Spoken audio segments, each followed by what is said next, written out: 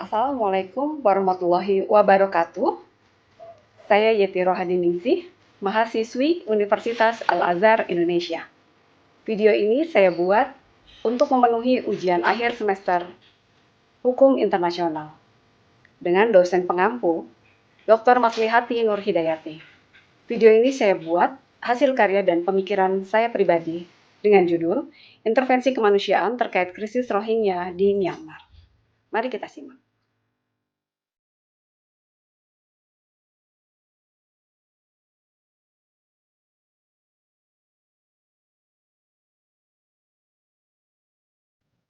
Etnis Rohingya di Arakan, Myanmar, menghadapi krisis kewarganegaraan berkepanjangan sejak era kolonial Inggris.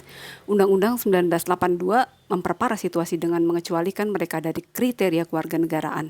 Dianggap imigran ilegal oleh pemerintah Myanmar, Rohingya menjadi rentan terhadap pelanggaran HAM.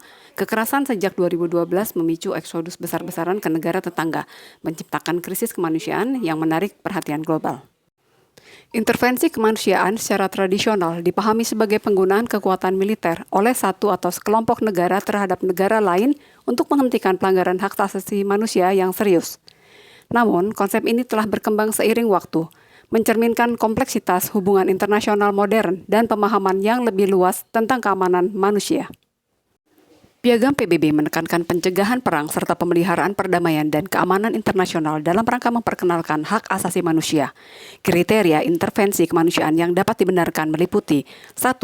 Pelanggaran hak asasi manusia dalam hukum humaniter internasional yang berat. 2. Mengabaikan langkah-langkah pemeliharaan perdamaian. 3. Ketidakmampuan otoritas lokal menjaga ketertiban. 4. Penggunaan kekuatan militer yang terbatas dan proporsional dengan dampak minimal terhadap populasi lokal. Intervensi ini sebagian besar bersifat non-militer, menghindari konflik dengan prinsip non-intervensi yang kuat di Asia Tenggara. Legitimasinya diperkuat oleh tindakan hukum internasional. Namun, menurut Jacques Foster dari Palang Merah Internasional menegaskan bahwa tindakan kemanusiaan bertujuan mempertahankan martabat dan melindungi hidup manusia tanpa menyelesaikan konflik. Sementara intervensi militer seharusnya mematuhi hukum humaniter dan menciptakan lingkungan yang kondusif untuk aksi kemanusiaan. Intervensi kemanusiaan dalam kasus ini melibatkan berbagai bentuk. 1. Bantuan kemanusiaan dari PBB, NGO, dan negara-negara donor. 2. Tekanan diplomatik melalui pernyataan dan resolusi PBB. 3. Sanksi ekonomi terhadap pejabat militer Myanmar. 4. Tindakan hukum di forum internasional seperti ICJ dan ICC. 5. Upaya regional melalui ASEAN, meski dengan pendekatan yang lebih lunak. Intervensi ini sebagian besar bersifat non-militer, menghindari konflik dengan prinsip non-intervensi yang kuat di Asia Tenggara. Legitimasinya diperkuat oleh tindakan hukum internasional.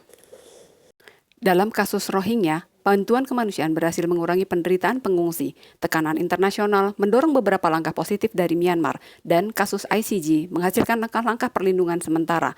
Namun, situasi Rohingya di Myanmar tetap rentan.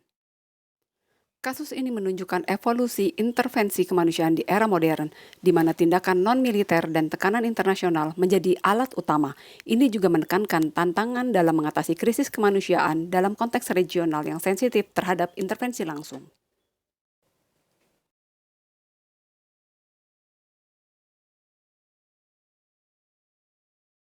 Baik, demikian video ini saya buat. Jika masih ada kekurangan, saya mohon maaf. Wassalamualaikum warahmatullahi wabarakatuh.